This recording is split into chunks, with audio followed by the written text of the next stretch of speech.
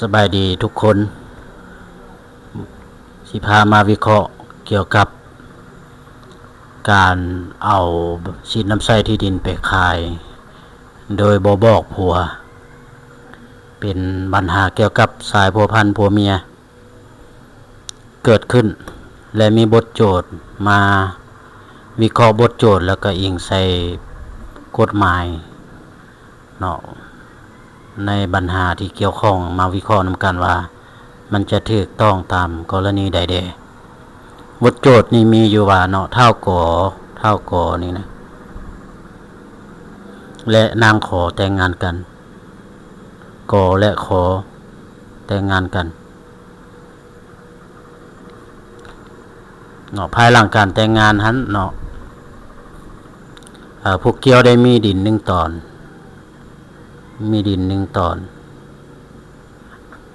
ซึ่งออกซื้อเมียผู้เดียวเนาะก็คือนางขอใบตาดินออกซื้อเมียคนเดียว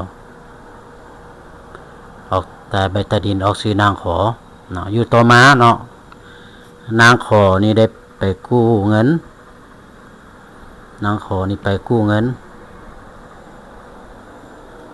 จำนวน100 ล้านกีบดอกเบี้ย 5% เนาะและเพื่อมาดำเนินธุรกิจเนาะห้านกินดื่มอยู่ต่อมาแล้วเฮ็ดให้ธุรกิจหันไปบ่รอดเนาะย้อนวิกฤตพยาธิโควิดจึงได้ปิดตัวลงเนาะแล้วนางขอนี่ได้ไปขอถอนเอาใบตาดินนำนางคอนี่เจ้าหนี้เนาะที่ว่าเอาใบตาดินไปกู้ไปเป็นหลักทรัพย์นำเจ้าหนี้ก็คือนางคอควายนี่เนาะแล้วไปขอเอาแล้วไปขายเนาะไปขายกับนางง้อบัดนี้ไปขายกับนางง้อเนาะในราคา300 ล้านกีบหลังจากนางงอซื้อไปเนาะนางงอก็ได้ไปขึ้นทะเบียนออกใบตาดินเป็นชื่อของตนเองเนาะเป็นชื่อนางงอ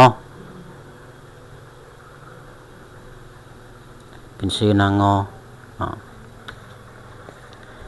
บัดนี้อยู่ต่อมาแล้วเท่าก่อผู้เป็นผัวของนางขอนี่นะเท่าก่อได้ฮู้ว่าเมียของตนเองได้เอาที่ดินไปขายเนาะในนางง้อเนาะโดยบ่บอกตนเองเนาะตนเองจึงบ่มีความพอใจเด้เฒ่าก่อนี่จึงไปทวงเอาที่ดินคืนจากนางง้อเนาะอันนี้เป็นบทโจทย์ซั่นเฮามาอิงใส่กฎหมายนำกันเลยเนาะและถ้าแล้วนางคอนี่ก็เป็นเจ้าหนี้เลยนางคอผู้เป็นเจ้าหนี้ก็ต้องการเงินคืนเช่นกันเนาะต้นทุนและดอกเบี้ยเนาะ100 ล้านกีบดอกเบี้ย 5% หั่นเนาะแต่ว่าที่ดินตอนดังกล่าวหั่นถือว่านางงอไปขึ้นทะเบียนออกชื่อตนเองเรียบร้อยแล้วเนาะและผู้เกี่ยวก็ได้ถมดินและกระปุกเฮือนใส่นางงอนี่นะปุกเฮือนใส่เรียบร้อยแล้วถือว่านางงอนี่ถือว่าได้ขึ้นทะเบียนหลังจากได้ซื้อไปเนาะได้ขึ้นทะเบียนแล้วก็ไปพัฒนาเนาะโดยการถมดินและปุกเฮือนใส่นี่เนาะแล้วมูลค่าในการปลูกเฮือนไซในการถมดินปลูกเฮือนไซนี่มูลค่านี่200 ล้านกีบเนาะ200 ล้านกีบในการปลูกเฮือนไซและค่าซื้อนำนางขอนี่เหลือ300 ล้านกีบเนาะรวมเป็น500 ล้านกีบเนาะสำหรับมูลค่าที่ว่านางงอเสียไปนี่นะเนาะ500 ล้านกีบเนาะซื้อ300แล้วก็มาถมแล้วก็มาปลูกเฮือนเนาะ แล้ววันนี้อยู่ต่อมานี่เท่าก่อนี่สิทวงเอาคืนได้บ่จากนางงอนี่ทั้งที่นางงอนี่ได้ขึ้นทะเบียนเป็นที่เฮียมห้อยแล้วเนาะเฮามาเบิ่งนํกันเนาะตามประมวลกฎหมายเพลงเนาะในการที่นางขอนี่เอาที่ดินไปขายนี่นะเนาะถือว่าเป็นการซี่ขาดเกี่ยวกับสินสมสร้างเนาะทำอิฐนั่นเป็นดินนั่นเป็นสินสมสร้างแต่ว่าออกซื้อแต่เมียผู้เดียวเนาะและเมียเอาไปขายนี่ถือว่าการซี่ขาดเกี่ยวกับสินสมสร้างนั่นเนาะตามกฎหมายแล้วนี่ต้องได้รับการเห็นดีเป็นเอกภาพเนาะเสียก่อนเนาะในมาตราที่406วรรค2ประมวลกฎแพ่งก็ได้กำหนดว่าเนาะผู้ขายมีสิทธิ์ที่จะขายทรัพย์ของที่เป็นกรรมสิทธิ์ของตนเนาะหมายความว่ากรรมสิทธิ์ในที่ดินตอนดังกล่าวนี้จะบ่เป็นกรรมสิทธิ์เพียงผู้เดียว 100% ของนางขอเนื่องจากว่าดินตอนดังกล่าวหันเป็นสินสมสร้างฉะนั้นเนาะต้องได้รับความเห็นดีจากคู่ผัวเมียกันเสียก่อนเนาะจึงสามารถที่จะชี้ขาดเกี่ยวกับกรรมสิทธิ์หันได้เนาะการชี้ขาดเกี่ยวกับสิทธิน้ำใช้ที่ดินที่เป็นกรรมสิทธิ์รวมให้บุคคลภายนอกนี้เนาะแต่เพียงผู้เดียวนี้ถือว่าเป็นการชี้ขาดที่บ่ถูกต้องเนาะและเอามาเบิ่งว่าในนางงอนี่ครอบครองทรัพย์นี่มันถูกต้องบ่เนาะนางงอได้ซื้อไปนี่เนาะได้ซื้อที่ดินไปนี่เนาะนางงอนี้แม่นการครอบครองที่ดินด้วยความบ่บริสุทธิ์ใจเนาะในกรณีนี้เนาะเป็นอย่างจึงว่าบ่มีความบริสุทธิ์ใจเพราะว่านางงอนี่ฮู้ดีเด้ว่าขอนี่เป็นเมียของกอเนาะและที่ดินตอนดังกล่าวนี้ก็เป็นทรัพย์สินของคู่ผัวเมียเขาคันสั้นเนาะในการครอบครองของผู้เกี่ยวหันก็จะบ่พาให้ที่ดินตอนดังกล่าวหันเนาะเป็นกรรมสิทธิ์ของผู้เกี่ยว 100% เนาะถือว่างอนี่ได้ครอบครองที่ดินด้วยความบ่มีความบริสุทธิ์ใจเนาะฉะนั้นจึงเห็นให้ทรัพย์นั้นที่ถูกดินที่ถูกถมแล้วก็ปลูกเฮือนใส่ที่นางงอได้เฮ็ดให้ดีขึ้นนั้นก็จะตกเป็นกรรมสิทธิ์ของเจ้ากรรมสิทธิ์เนาะก็จะตกเป็นกรรมสิทธิ์ของเจ้ากรรมสิทธิ์หมายความว่านางงอนี่บ่มีสิทธิ์ได้เนาะบ่มีสิทธิ์ได้เกี่ยวกับที่ดินตอนดังกล่าวเนาะตามกฎหมายแล้วเนาะบัดนี้เนาะบ่มีสิทธิ์ได้แนวนี้เนาะ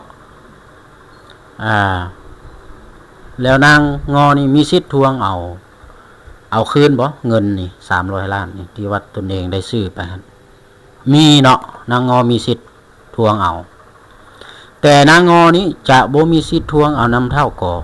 เนาะเพราะว่าเท่ากอนี้บ่ได้ผลประโยชน์จากการซื้อขายเนาะ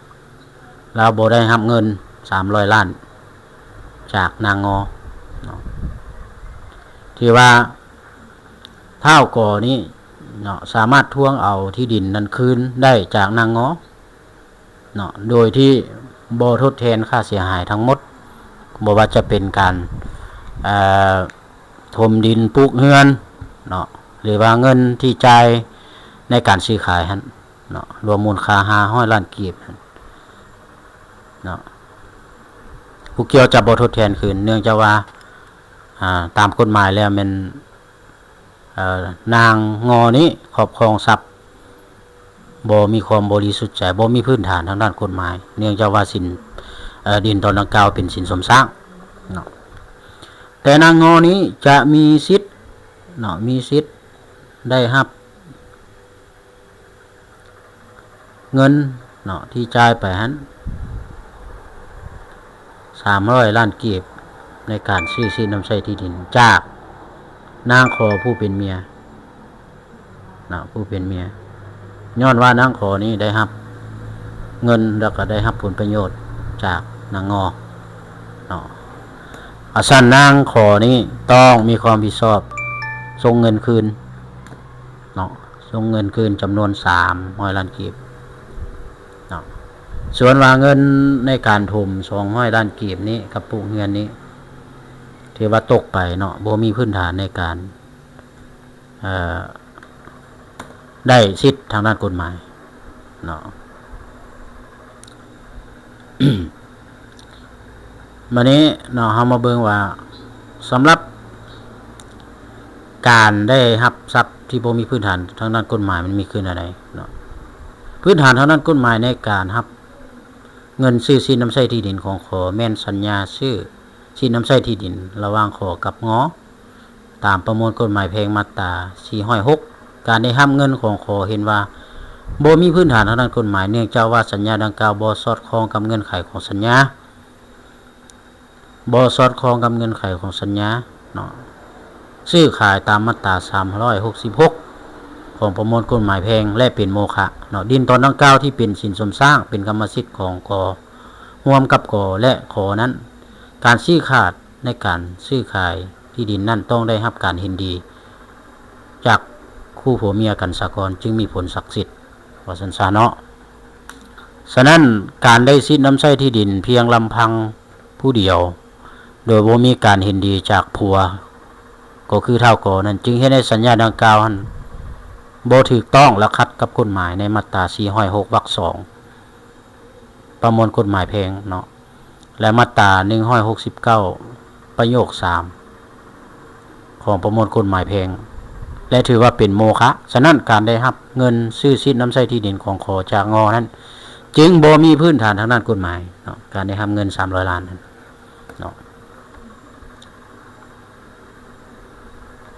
วันนี้เฮามาเบิ่งว่างอนี่มีสิทธิ์ทวงมีสิทธิ์ทวงเอาน้ำขอเนาะมีสิทธิ์ทวงเอาน้ำขอจำนวนเงิน300ล้านกีบเนาะตามมาตราที่501ประมวลกฎหมายแพ่งเนาะตัวนี้มีสิทธิ์ทวงเอาคืนได้เนาะการได้รับเงินซื้อสิทธิ์น้ำใช้ที่ดินของขอที่ว่าเป็นการเฮ็ดให้ทรัพย์สิ่งของของงอหันลดลงเนาะเหตุผลก็คือว่าถ้าว่าผู้เกี่ยวได้สูญเสียทรัพย์ของตนไปแล้วเนาะโดยบ่ได้รับทรัพย์สิ่งของหรือผลประโยชน์ตอบแทนที่ได้ตกลงตามกันหันงอและขอได้ตกลงซื้อขายสินน้ำใช้ที่ดินซึ่งงอต้องจ่ายเงินจำนวน300ล้านกีบให้ขอและนางขอต้องโอนสินน้ำใช้ที่ดินให้งอเพื่อเป็นการตอบแทนอันนี้เป็นหลักการซื้อขายเนาะได้สินน้ำใช้ที่ดินอย่างถูกต้องตามกฎหมายแต่เนื่องจากว่าสินน้ำใช้ที่ดินได้ขายไปนั้นเป็นสินสมสร้างระหว่างขอและกอ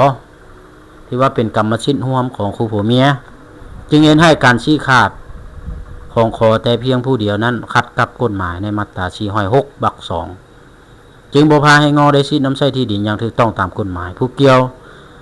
ได้จ่ายเงินซื้อสิทธิ์น้ำใช้ที่ดินโดยบ่ได้สิทธิ์น้ำใช้ที่ดินเป็นการตอบแทนจึงเห็นให้ทรัพย์หั้นมีการลดลงทรัพย์ของผู้เกี่ยวลดลงฉะนั้นงอมีสิทธิ์ทวงเอาน้ำขอได้เนาะจำนวนเงิน300ล้านกีบ บัดนี้ส่วนว่าขอบัดนี้ส่วนว่าคอเนาะคอนี่คอไข่คอควายนี่เป็นเจ้าหนี้เนาะเป็นเจ้าหนี้ที่เอาเงินให้ยืมมัน100ล้านกีบพร้อมดอกเบี้ย 5% เนาะดอกเบี้ย 5% หมายความว่ามีสัญญากู้ยืมเนาะมีสัญญากู้ยืมนำกันสัญญาดังกล่าวมีผลศักดิ์สิทธิ์เนาะสัญญาแม่นการตกลงของคู่สัญญาเนาะระหว่างผู้ยืมและผู้ให้ยืมนั้นที่ว่าขอและขอได้เฮ็ดสัญญากู้ยืมนำกันจำนวนเงิน100ล้านกีบดอกเบี้ย 5% 2 ฝ่ายมีการตกลงเป็นเอกภาพมีการเสนอและการตอบรับจึงถือว่าสัญญาถูกต้องตามมาตรา430วรรค1ประมวลกฎหมายแพ่งและจะมีผลศักดิ์สิทธิ์ก็ต่อเมื่อสัญญานั้นครบถ้วนเงื่อนไขตาม4เงื่อนไขของการสร้างนิติกรรมก็คือมีพื้นฐานบนพื้นฐานความสมัครใจมีความสามารถทางด้านการประพฤติสัญญาต้องมีวัตถุประสงค์ที่ชัดเจนและมีเหตุผลของสัญญาที่เพียงพอเนาะขั้นข้อและขอได้กำหนดดอกเบี้ย 5% ต่อเดือนเท่ากับ 60% ต่อปีซึ่งเป็นจุดประสงค์ที่2ฝ่ายต้องการให้มันมีขึ้นและให้สอดคล้องกับกฎหมายมาตรา431ประมวลกฎแพ่งสำหรับการกู้ยืมนอกธนาคารหรือสถาบัน การเงินอื่นหรือว่าการเป็นกู้ยืมนอกระบบเนาะต้องบ่ให้สูงกว่า 36% ต่อปีฉะนั้นดอกเบี้ยที่คอและงอได้ตกลงกันแม่น 5% ต่อเดือนถึง 60% ต่อปีเป็นการกำหนดดอกเบี้ยที่สูงกว่าอัตราที่กฎหมายกำหนดก็คือ 36% ต่อปีเนาะเพราะฉะนั้นส่วนการคิดไล่ดอกเบี้ยที่ยังเหลือ 37% นั้นแม่นบ่ถูกต้องเนาะต้องได้เฮ็ดสัญญาต้องจึงเป็นโมฆะบางส่วนเนาะสัญญาถึงเป็นโมฆะบางส่วนหมายความว่า 60% ต่อปีนี้แม่นเป็นโมฆะอยู่ 37% เนาะแล้วนั่นก็มาคิดไล่เป็น 36% เนาะ23% เนาะเป็นโมฆะ 23% เนาะเป็นโมฆะ 24% เป็นโมฆะ 24% อีก 36% นี่ถือว่าถูกต้องเนาะเป็นโมฆะบางส่วนฉะนั้นการกู้ยืมเงิน100 ล้านกีบระหว่างขอและคอในดอกเบี้ย36% ลงมานั้นจึงมีผลศักดิ์สิทธิ์เนาะกระชั้นเมื่อครบกำหนดเวลาการกู้ยืมนี้เนาะคอนี่ต้องได้ส่งต้นทุนและดอกเบี้ยคืนแก่คอเนาะอันนี้มันสำหรับการกู้ยืมเนาะกระชั้นคอเนาะก็มีสิทธิ์ทวงคืนเอาเงินกู้ยืมเนาะจำนวน100 ล้านกีบเนาะคืนนำกับพอนี้เนาะและเนื่องจากว่านี้การกู้ยืมเงินนี่นะถึงว่าจะขอเป็นผู้กู้ยืมผู้เดียวโดยบ่ได้รับการเห็นดีจากผู้เป็นผัวกะยาเนาะฉะนั้นความรับผิดชอบทางแพ่งต่อกับหนี้สินของคู่ผัวเมียนี่ต้องได้รับผิดชอบร่วมกันโดยเฉพาะแม่นการนำเงินมาเพื่อสร้างสาพัฒนาเศรษฐกิจครอบครัวฮั่นเนาะฉะนั้นสายผัวพันผัวเมียบ่ทันขาดเนาะก็ต้องได้มีความรับผิดชอบร่วมกันเนาะถึงว่าฝ่ายใดฝ่ายหนึ่งไปยืมกะยาเนาะฉะนั้นเจ้าหนี้ก็มีสิทธิ์ทวงเอาเนาะนำคู่ผัวเมียหั่นเนาะอันนี้มันเป็นบทโจทย์แล้วก็เป็นบทความกฎหมายเนาะถือว่าบทความนี้เนาะก็คือได้รับการเขียนและการบรรณาธิการจากท่านคำเพชรสมวรจิตเนาะข้าพเจ้าได้หยิบเอาปัญหาส่วนที่เป็นหลักเป็นอันสำคัญมาบรรยายชี้แจงแล้วมาวิเคราะห์ตามกฎหมายเนาะเพื่อให้บรรดาทานได้รับรู้และเข้าใจก็หวังว่าจะเป็นประโยชน์ให้แก่บรรดาทานเนาะบ่หลายก็น้อยถ้าว่ามักวิดีโอนี้อย่าลืมกดไลค์กดแชร์กดSubscribe กดติดตามเนาะเพื่อจะได้รับพบกันในอีกพีต่อไปสำหรับมื้อนี้ก็ขอกล่าวคำว่าสบายดี